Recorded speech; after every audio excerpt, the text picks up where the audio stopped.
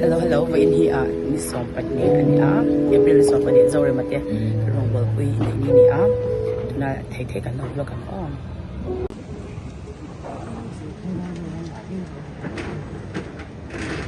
với lại đi xem sớm rồi in đây có in thua sạch sạch em mình có mà yan chúng ta nghe rồi một là Esther mà số lần đầu của cái quan thiên ba tổ đặc thù thiên quy với nó anh để nó việc mình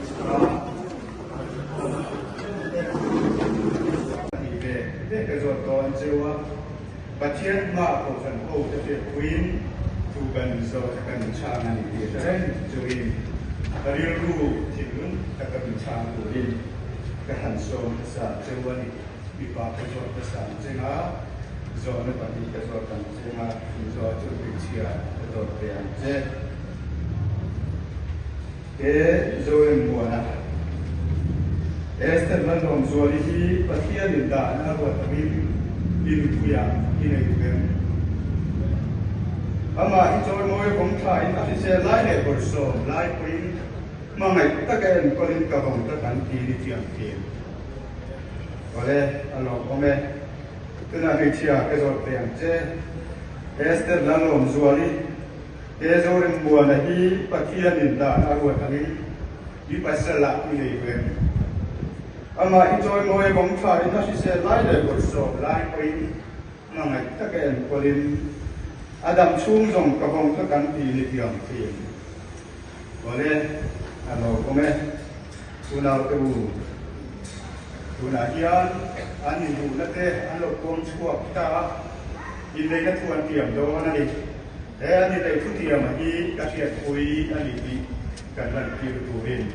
And survive, you know.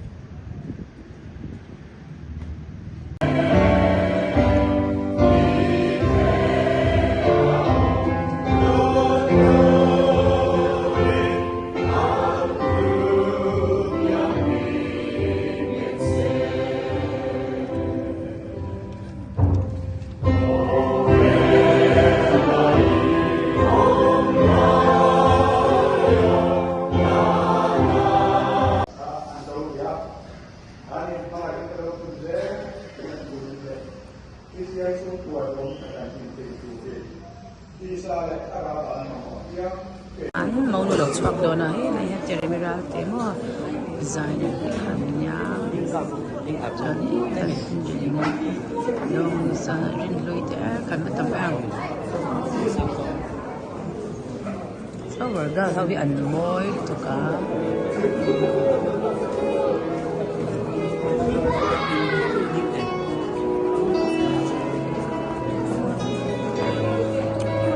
hàng lẩu chuột don về mẹ cái này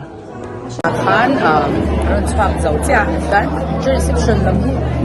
hi thei kan dinga na man cha cha na wa kem te baran ta lang le don ani ai ngai ma ko thala me te hom don na chu kan tam khop mai pe ni tu na ya ni in khop zo che nge vin in nei hu da zo re ma te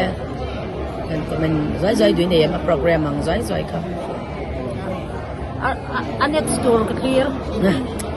next door laman nilaw azawre mate inlay kha inge raw pui tm kha family worship te won han zaya khang te kha inge ngaro pui khop mai tak tak na mi pon tam mi deu ta chan te mo camera hin an zaw la ba mo ha thak eng mai zaw law nge ngai dan เขาไปเนี่ยประเทศเราคุยมั่งใช้ไฟก็กันเยอะก็เลยว่าสึกใจฮะหนุ่มคบมัน powerful คบมา put ben lo na ka cha pum ra ilaw beng daw chang ka siya kon lam chang khan 他里对了，这 zai cha ko mai zar mo in chin ma kan pai don lo ini na ang hian ni lang do het yang ngang hian ve chu he chan lo ron vul to ka tu nge beautician te kan soi te chế tu sẽ có đi lâu si sắm bộ sắc tu cho nằm ta để mi rồi à mấy he vinh cho là vinh chơi về thì cho mà in mà nhà cái bộ sắc còi đâu vậy cái là reception cái cái con ta lằng về đó nè anh mau nuôi chuột đó này này chơi mấy ra thế mà design làm nhà cho nên cái này yung sa rin lôi thế cần phải tầm ăn sao mà ra sao bị ăn môi tụi cá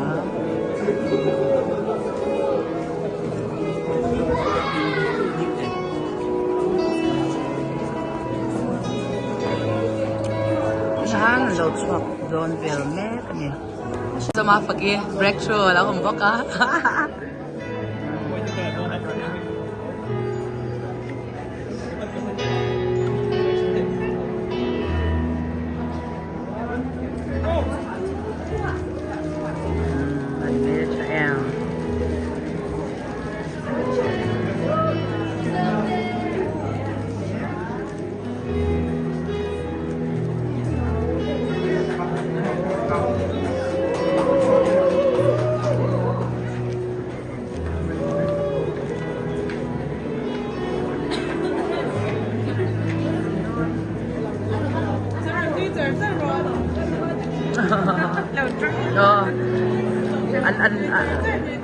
anh nó phụt to cái nào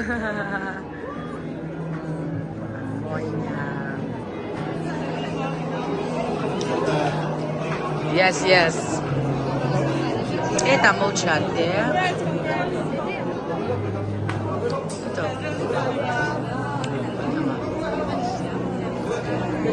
hey yan ở trong reception lắm anh với tụi tôi nên nhỉ cái hi group à cái tên lâu cái ca art farm tục cái lâu trong tuy nè group khác ôi tụi này lâu cả đó sang kim mi anh em à gì thế hi hi ơi mà tên môi lúc tục à sẽ chỉ môi cái đó reception lắm cái răng tiếng baby kia đó thì lắc rồi hi nó mi tiệm Australia Richard rồi mong đều mất cái gì vậy thế ta bắt đầu là thế chọn lần gì lâu lúc tôi cái này lần gì Malaysia làm bằng Richard này nhá không nghe 14 Pro hay yêu thằng tây lâu lằng lệ chứ nói đến mong rõติดขั้นในโปรแกรมjoint receptionกันองค์กรที่เราว่าฉันจะจัดงานโปรแกรมกันในบางนี้กันยกเป็นมิลล์ฟิสแล้วเราว่าให้กันช่วยเนี่ยประเด็นที่กันในที่สุดก็มาสอนฟังนะเป็นอย่างเราคุยกันยาจนเสียกันนี่ทางผู้สอนอันนี้ไม่ส่งอันนี้ชั่วสอนว่าดังคุยขึ้นอันนี้ในเกี่ยวกับสารนัดฉันตักขานี่จะมันจะ subscriber ส่งกันอยู่แล้วทำบ้าแต่ก็จะเดี๋ยวการคุยขึ้นนี่cho là lúc bị đang khai thác là mình chỉ muốn cái này vì bộ mặt thực tập em mà vẫn tập học mấy miếng ra thì nhiều cái nhà cũng sẽ làm đâu đi sáng khát thì cái cần kinh thấy mấy cái mà sau chụp việc kinh doanh không có những cái video có đã chẳng đâu để cần tập em mà là vì nhà trong này để mà rồi vlog khác cả trong cái chuyện là đi cho kinh doanh đầu tiên cái gì về rồi chút khi mà rồi cho cái đi buổi lễ bắt đầu nha